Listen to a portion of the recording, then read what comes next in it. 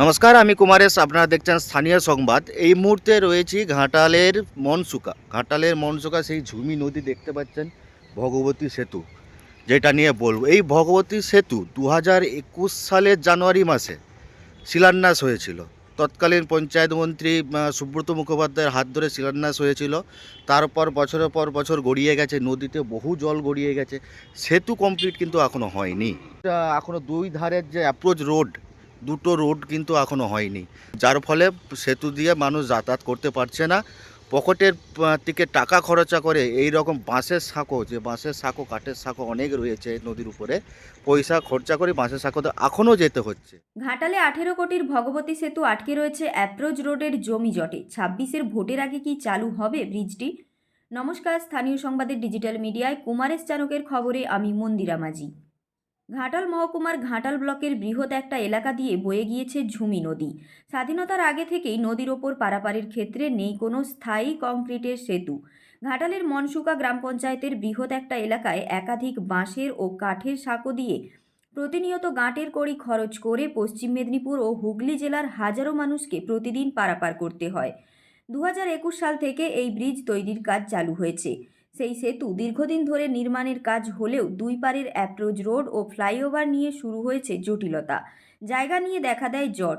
সাধারণ মানুষ চাইছেন রাজনৈতিক দায় ঠেলাঠেলি না করে দ্রুত সমস্ত রাজনৈতিক দলের নেতারা উদ্যোগ নিয়ে জট কাটিয়ে কংক্রিটের সেতুটি চালু করুক। তবে গ্রাম পঞ্চায়েত প্রধান মিলন কুমার পাত্র ও ব্লক প্রশাসন সূত্রে খবর, জমিজট কেটে গিয়েছে। ডিপিআর পাঠানো হয়েছে রাজ্য স্তরে। এখন দেখার 26-এর নির্বাচনের আগে দীর্ঘ প্রতীক্ষার বীজের জট কাটে কিনা হবে। মানে ব্রিজ হয়েছে, ব্রিজ থেকে নামার রাস্তা দু সাইডে বা উঠার রাস্তা কোনোটাই এখনো হয়নি। আমাদের ভগবতী সেতুর যে অ্যাপ্রোচ রোড এবং যে ওভারব্রিজ কিছুটা আছে, তার জন্য আমাদের ডিপিআর রেডি হয়ে গেছে। ডিপিআর যে রাজ্যে গেছে, সেখান থেকে যাতে আমাদের অ্যালার্টমেন্ট তাড়াতাড়ি হয়, সেই জন্য সরকারের কাছে আমি অনুরোধ করব। অধিগ্রহণের জন্য মানুষকে যে ক্ষতিপূরণ দিতে হয় সেইটা পর্যন্ত এখনো দেয়নি, জোর করে ওখানে অধিগ্রহণ হয়েছে। আসলে তৃণমূলের যা কালচার বুঝতেই পাচ্ছেন, উন্নয়নের টাকা সবটা খরচ না করে কিছু পকেটস্থ করা। এতদিন সম্পূর্ণ হয়ে যাওয়ার কথা সেতু, কিন্তু এখনো পর্যন্ত হচ্ছে না। এলাকার জনগণকে সাঁকো পার হতে হচ্ছে। মনসুকার ব্রিজ কমপ্লিট করে দুই দিকে রাস্তা তৈরি করার সদিচ্ছা তৃণমূল কংগ্রেসের নেতা মন্ত্রীরা কেউই দেখায়নি, বিশেষ করে লোকাল স্তরের নেতারাও চাইছে না।